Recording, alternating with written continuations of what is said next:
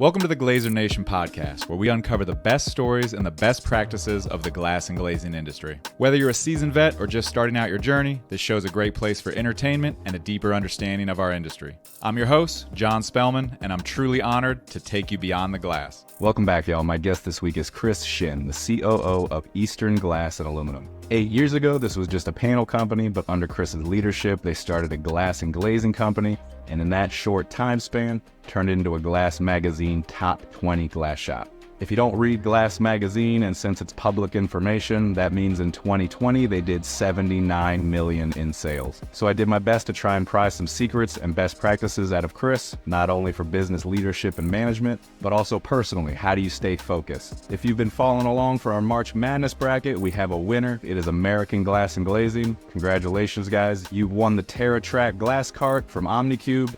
Shout out to Omnicube. Thank you so much for sponsoring the event. If you saw that event and thought it was cool and can think of something you'd like to do with the podcast, you can hit us up on any of our social medias at Glazier Nation Podcast.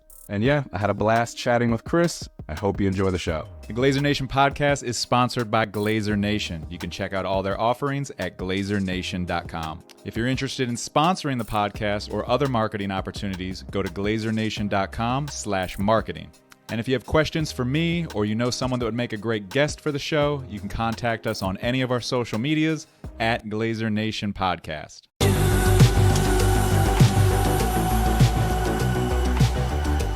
All right, and she put you up to this? Yep. I mean, she suggested it. She told me about the opportunity, and, I'm all about being able to kind of make our company known. So I was like, yes, sign me up. Yeah. There you go. Well, I'm glad you actually wanted to do it, because I always fear when someone suggests someone that person actually doesn't want to do it. And no, like with Joe Rogan podcast and everything, I think that's like, the next thing. And then I know as a glazier, is like we don't always have the biggest market, but at the same time, I'm trying to make sure there's like next generation that's able to kind of get an insight to our industry. So I think down the road, it really helps. Yeah, I mean, that's kind of the whole point of this, right? Is we've talked about it on numerous podcasts here, is like there's a lot of trades that do a lot of good work on social media. I would say specifically like linemen, electricians, anything in like the oil industry. And glass and glazing just doesn't have. There's a couple guys out there that do some pretty great stuff, right? But it doesn't have that reach to make it appealing to young folks. And the more we do this, the more people we talk to, the more companies we talk to. We put stuff out there, and people might get interested and come listen and come learn. So that's the idea. I agree. Sounds good. So you're the president, vice president, what's the title? Well, like right now so I was vice president, but as of last week, I'm now COO, Chief Operating Officer. Yeah, okay. COO right now. I got recently promoted per se. So that's a promotion, right? It's title change. I think I'm just doing what I've been doing. Okay. Our group is growing, so we have metal panel division and glass and glazing division. And we've grown so much that we decided to just really separate it so we can start managing it as an individual group separate. And you manage both of those or just one of those? No, I just manage the division A, which is the glass and glazing division. Okay. Yeah, we don't really, I mean, panels are cool, but this is the Glazier Nation podcast. Exactly, so the company Eastern Glass and Aluminum. You've been there for how long? Now I've been here approaching about, I would say 18 years. 18 years. 18 years, yeah. And 18 years ago, it was not a top 20. No, yeah, we, 18 years ago, we didn't even have a glass and glazing division. We started the glass and glazing division around, I would say about 7-8 years ago. So within 7 to 8 years, you've gone from not having you've gone from not being a glass shop to being a top 20 in the United States. Yes. Yeah. So there's 1,000 questions that come to my mind. That's extremely rapid growth. It is, yeah, definitely. Was that growth intended from the beginning to grow that rapidly, or did certain things happen that kind of forced your hand, so to speak? Well, like I think we had a good base business model with our metal panel division. So we did a pretty large volume when it came to metal panel and metal roofing related work. And so, we naturally just kind of engaged naturally into the other projects. So if there was a metal panel package, glass package would get invited for it. But at the same time, we did have to spend the years to kind of build up our credentials that we could do the glass and glazing work. So it was tough in the beginning, it did happen over time, but it was definitely something that was intended because our owner is all about really just growing continuously, not necessarily just getting big, but he always told us that if we are not moving forward and we're staying in the same area, then we're actually going backwards.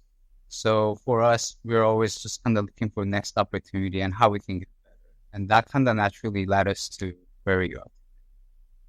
So the panel company, was that already I don't know too much about the panel industry, but was that already like what you would consider a top 50 panel company? It was already that size? I would say so, yeah. By the time we started our glass and glazing division, I would say we were probably top 50, top 40 for metal panel.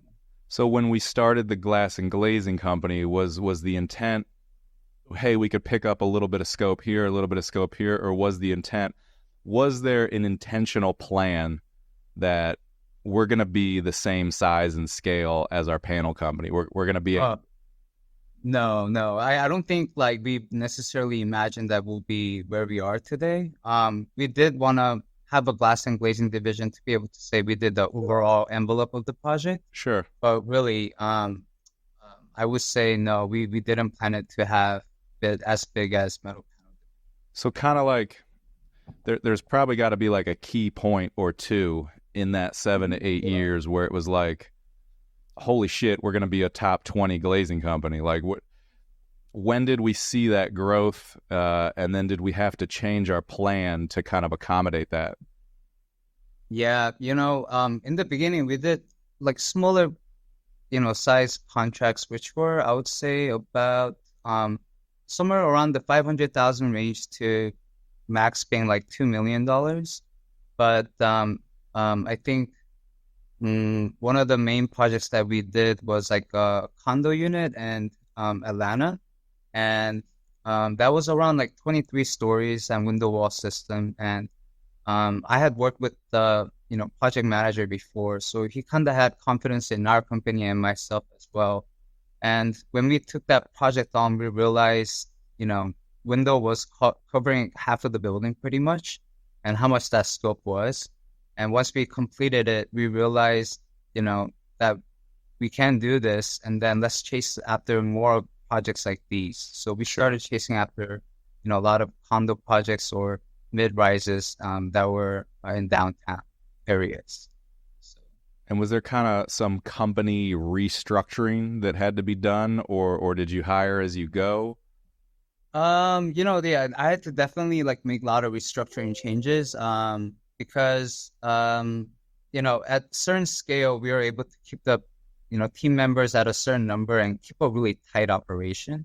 And one of the things that we had to change was we had to start looking into becoming more of a management company than just doing installation per se. So because like preparing like orders and lead times for those things and shop drawings, engineering, and then managing the fabrication process and installation, that all became like a big part of it.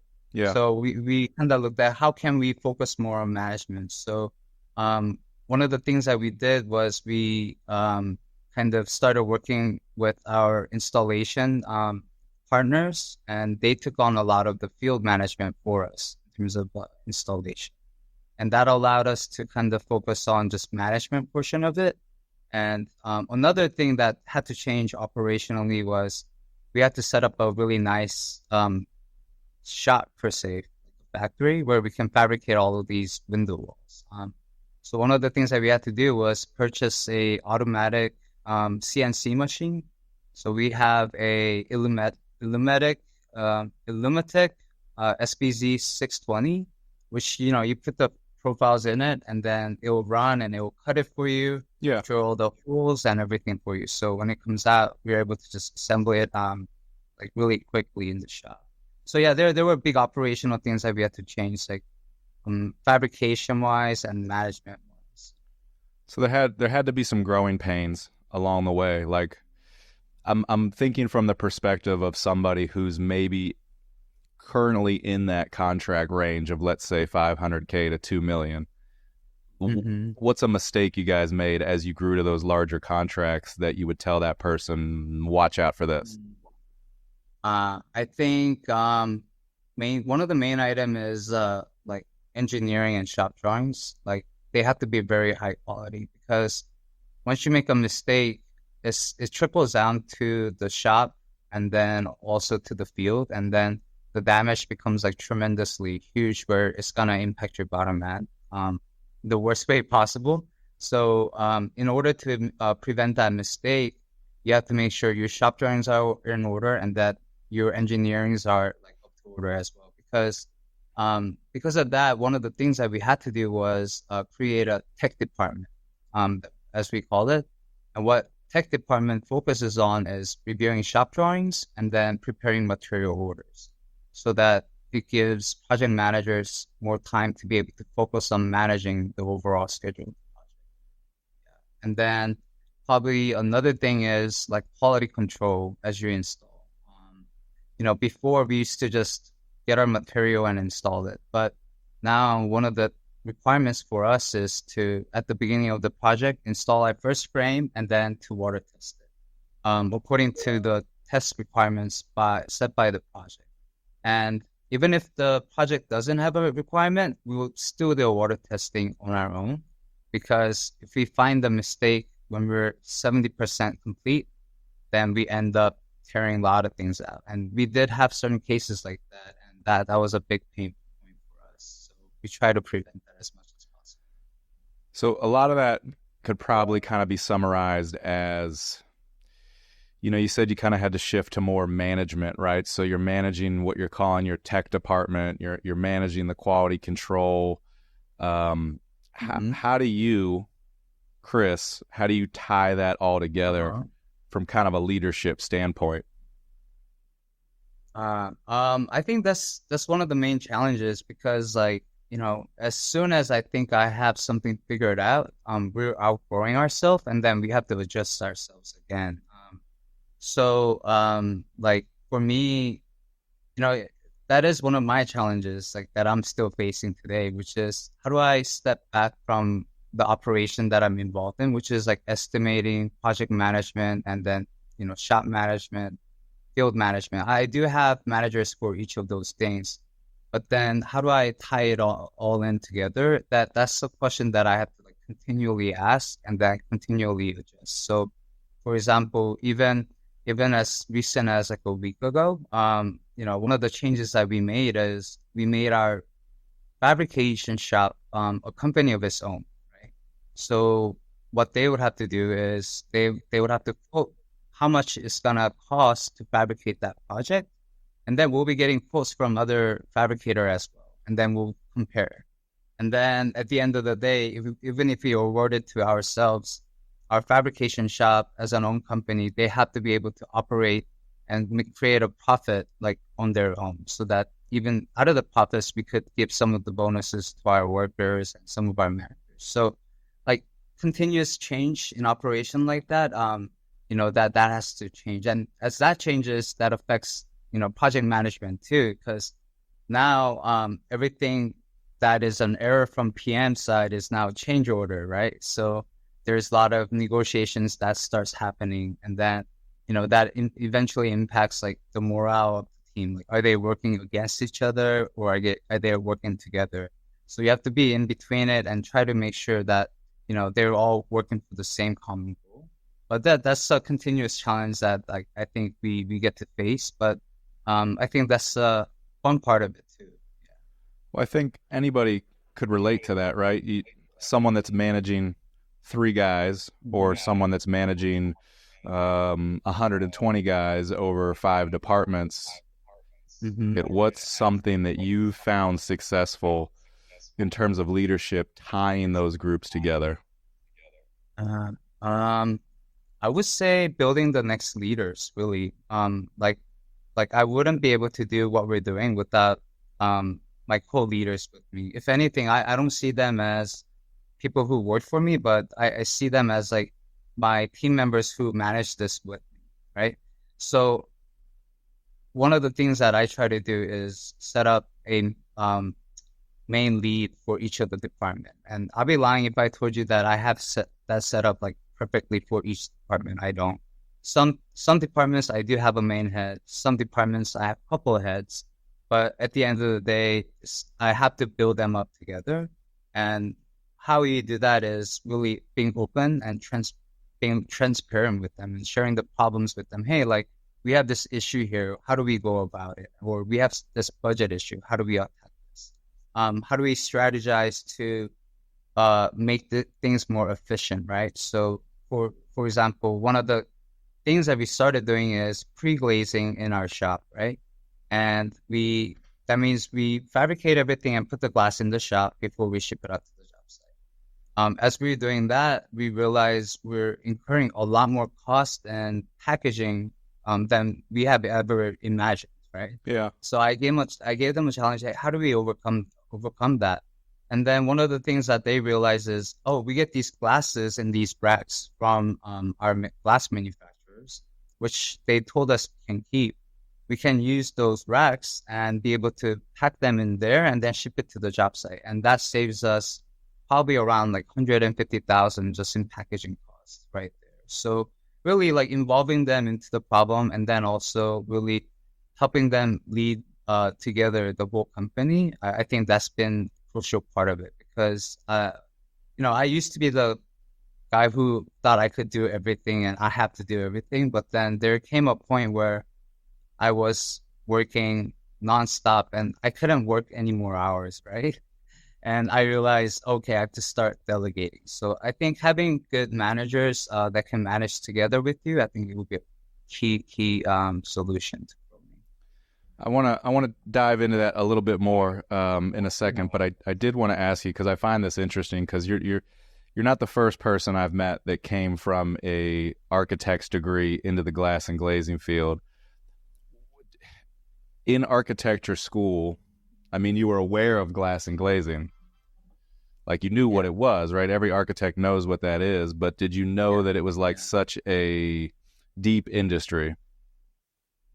No, I really didn't. And, for me, getting into glass and glazing industry, I never really imagined that it will be as detailed or it will be involving because as an architecture major, I always dreamed of designing amazing, fancy buildings, which, at one point I realized, in order to do that, you have to be one of the star architects, right? Like you have to be one of the top architects in the world to have input on those designs. If not, you'll be working for a large company, but designing lights all day or countertops all day. Like you just focus on one.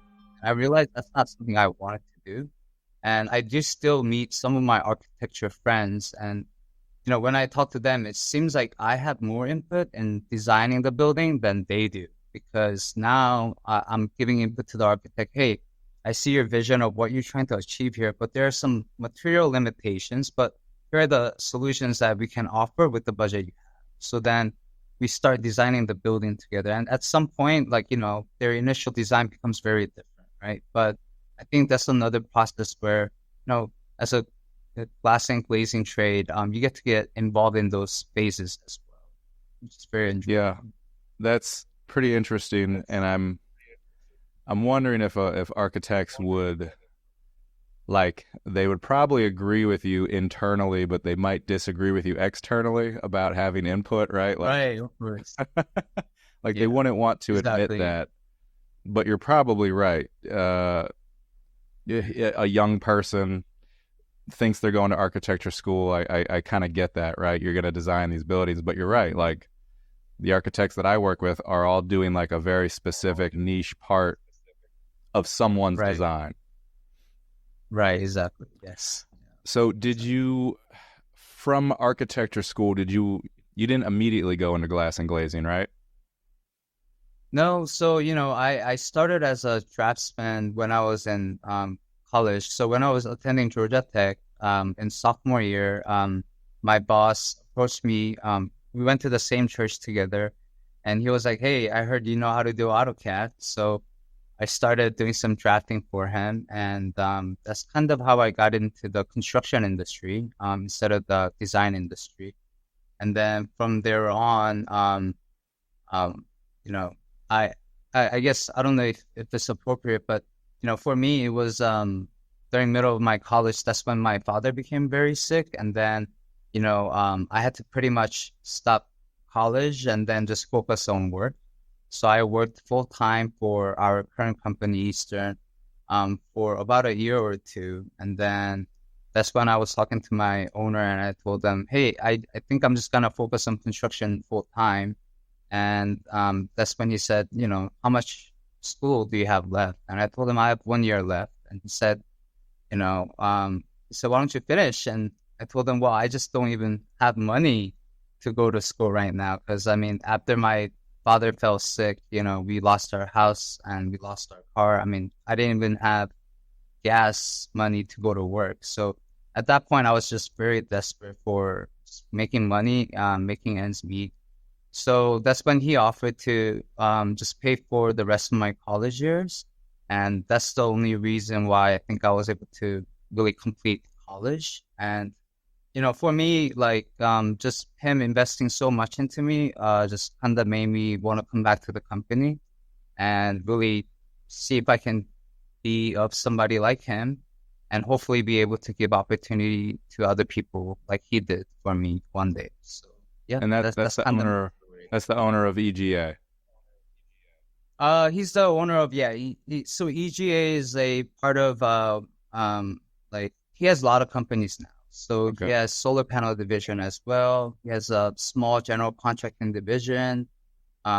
He has also property development division. So EGA was his main business. Now he's kind of handed it off to us, and now we're managing it. But he is the same owner. So, being broke out of school, not enough gas to get to work, to 7 to 8 years growing this company into a top 20 glazing company. There's a lot of success in there, and we kind of talked about some strategies of working with your team, but like you as an individual, what are some best practices that you do to keep yourself focused and to be successful?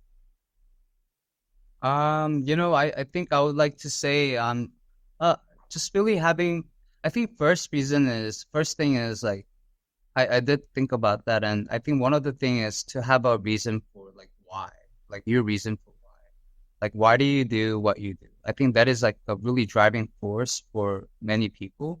So for me, why was, like when I look back at that time of desperation, really like, I just couldn't see the light at the end of the tunnel. And when he gave me that opportunity, it just really changed my life. It really did. So I think for me, why I do what I do is to be able to provide that same opportunity for anybody else that might be in the same situation.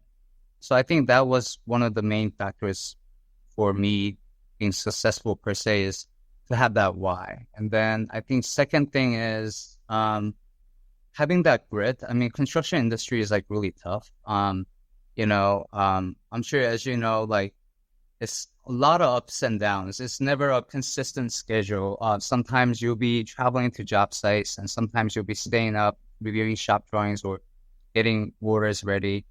There's a lot of volatile moments, but I think having the grit to just continue and finish was like the second big factor for me. So just keep going with whatever was in front of me. And then I think third thing was just really, I tell all of my team members, like, I think I found the formula for success. And they ask, what is it? And I tell them, I think it's just giving 100% of yourself to whatever you're doing, like every day. If you just, it doesn't have to be perfect, right? And it doesn't have to be up to the level of somebody else who's above you. It's just whatever you have of 100%.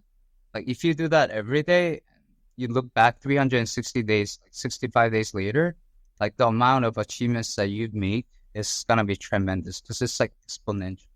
So I think those are like the main three things that I think I still do, which is, I always like go back to my why. Second thing is, just always like giving the best that I have, and then, just also never giving up. That even these days, I mean, I go through ups and downs, I really do. But then just really taking the courage to say, hey, I have to believe in it, and if I don't believe in it, how is anybody else gonna believe in it? And then just having the grit to stay in it, I think is like. Yeah, I think what you said in there that hit home with me was you didn't say it in this way, but one foot in front of the other. Every day, Right. keep moving forward, and you look back. You're right. You'd be surprised what you have achieved. Yeah. I said I wanted to hop back to What's that? Can I ask you how you got into? Is that sidetracking? But No. How you got into We greatly approve of sidetracking on this podcast normally. How I got into what? Glass and glazing?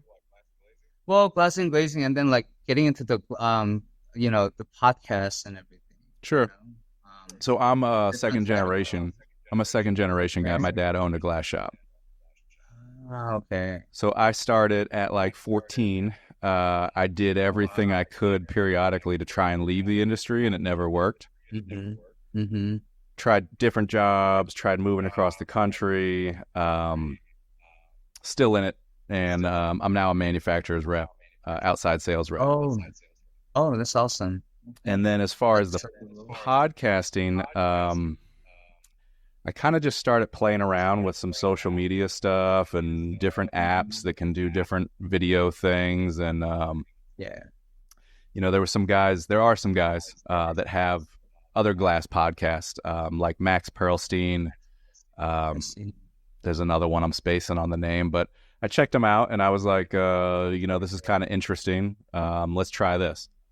And it's kind of just what you said. It's just one foot in front of the other. I literally had no clue what I was doing. The first one I recorded is trash. I think it's out there somewhere. But it's all random. It's trash. The audio is awful. And then just continue to learn and get better. And, here I am. I think I've done 45, 46. And like, it's not like a big deal. Like that's not bragging or anything. It's for, we have tens of listeners. We're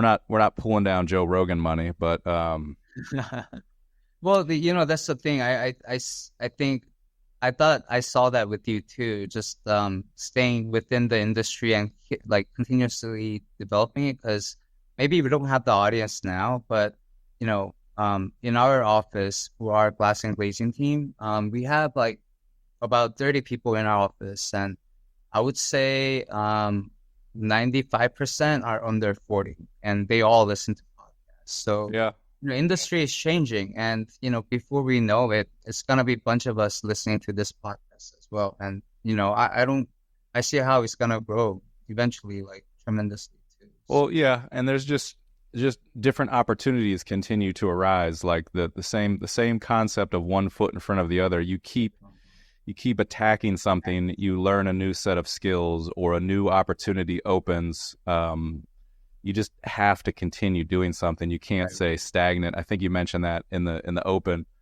Exactly. If you're not moving forward, if you're not learning, and this whole thing for me, I've learned tons of how to record the stuff, how to schedule, how to edit it, how to create the shorts. And then there's been other opportunities. Like we just did a competition it was best glass shop name, right?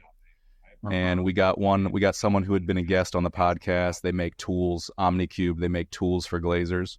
Okay. So we got them to sponsor it, and now there's going to be a glass shop that just won a $1,500 glass cart. So like, is that a big deal financially? No, not really. But is it fun and is it cool that someone gets to win that, and then someone also gets like marketing opportunities? So Mm-hmm. there's different stuff. That is cool. It it's been fun.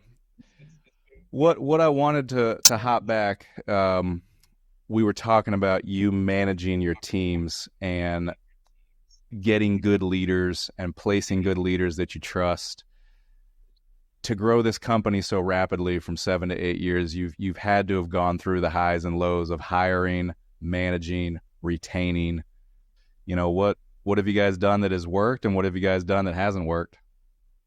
One of the things that we try to do was really hire experienced people and put them in their, titles and positions from what their experience says. And, for me, that was like hit or miss because, putting people who were really super experienced with like 30 plus years, it had its benefits, but then like we were never really in sync with the values and visions and things of that nature. So one of the things that we started doing was just hiring, people with no experience, and then having experienced members really be the guide and be a mentor for us. And that has helped us a lot more because, you know, the contracting has changed like a lot compared to 10 years ago. It was back then, it was just like all in, by word, right? If I have your word that this is going to be done and that change order was going to be approved, then that was all we needed. But now, it's become, documenting everything and making sure we're protected and making sure that the evidence is clear and, having approvals before we proceed. Things of that nature became very important for us. And with that said, like we implemented a couple softwares that we had to use in order to keep up with those things. And to adapt to that, it was really beneficial for us to hire really people with no experience. And that's been really helpful for us. And along the way, we made plenty of mistakes too, having people that weren't really experienced in the position that they couldn't handle, has been hurtful as well. So balancing the two, I think, has been the biggest benefit for us. Yeah. Where do you even find people that don't have experience that are willing to come on and start working in the glass and glazing industry? Like where do those people even exist? To be honest, like I really look for people who are in the same situation as me. A lot of people, that are with us that are higher managers now, in the higher level, they don't necessarily have the college degrees that a lot of the companies require, they just have high school. And for us, we realize that, it's not about having that degree, but having that passion and having that drive and having that why. That's been really big for us. So then our pool for candidates became large. And with that said, though, not everybody's cut out for this, contracting business. And there were many people who couldn't stay in it. But then, out of, let's say, 100, I find 5. Those 5 people would stay with me, from start to now. And they've been the ones that experienced all the ups and downs with me. So they learned a lot through that process. And they're now one of the top managers here at our.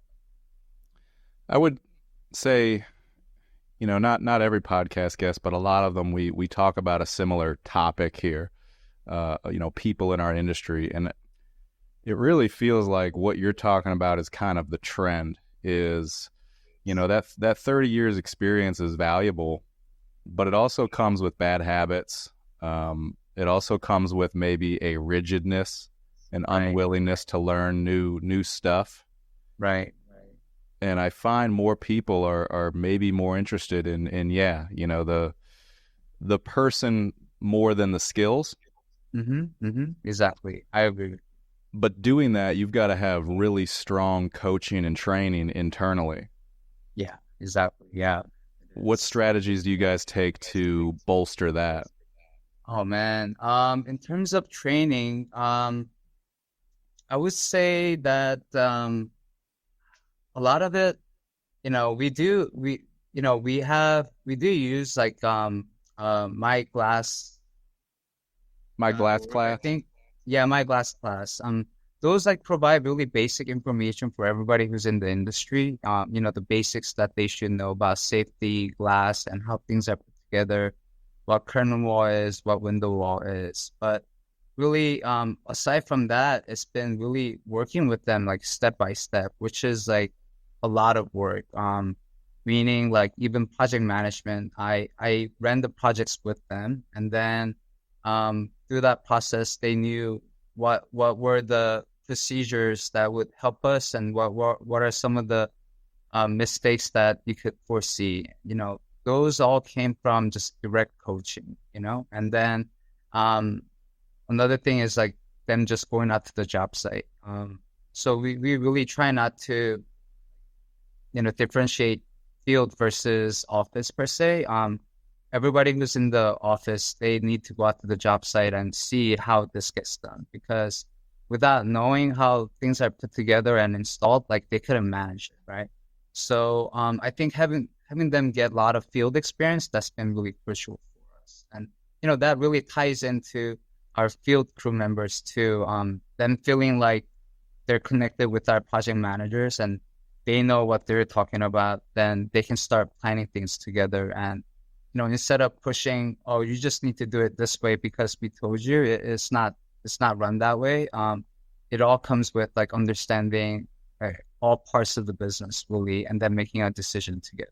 So in the same way, even though they may know a faster way to do certain things, we change and strategize differently sometimes, just so that for example, like everybody wants to do field glazed glass, right? And they want to just do it at the job site. And that was like a big change for us to pre-glaze it, because we actually save money doing field glazing. But one of the reasons we started doing pre-glazing is because like QC, QA became such a big thing for us. Yeah.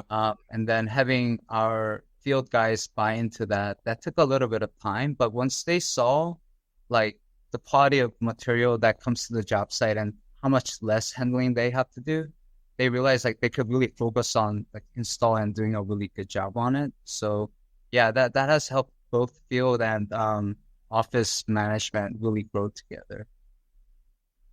Yeah, it sounds awesome, man. I'm impressed. That's an insane amount of growth for a company to do in 7 to 8 years. So very cool to hear the story.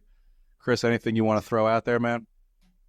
If anything, I just want to throw out there that, I think glass and glazing industry is one of the top industries that are gonna continue to grow. One of the reason is because like the way construction is being done is being changed, right? Like, so even metal panels, like we can start glazing that into our window wall or curtain wall. So then a big part of the, project becomes our scope, and that means bigger contract value amount, and that means also bigger profits as well. So if anything, I encourage anybody from all fields, like whether that be with college degree or no college degree, experience or not, like just really jumping into it and helping the industry continually change and improve. I think that will only help all of us at the same time. And, we are the next generation of leaders. So I think there is a big need for that as well. So I think there's just so much growth opportunity here. So I just encourage everybody to really be brave and jump into it, because I think the reward is very big here as well. You don't think glass is going away from buildings? No, I think it's gonna be one of the big things, because like one of the things that they started doing a lot is like unitizing and like just maybe panelizing a lot of things. And instead of panelizing walls, people would rather panelize glass because it looks beautiful. And our focus is to bring the price point to a certain point, and I think we can do that once we do a volume of it. So I think we found some good manufacturing partners that can help us achieve that pricing point. And at that point, I think general contractors and the building owners, they'll rather have glass shown on their building than just stucco and things of that nature. So, I love it, man. Chris, thank you so much. all right, thank you for the opportunity, John. Appreciate All right. it.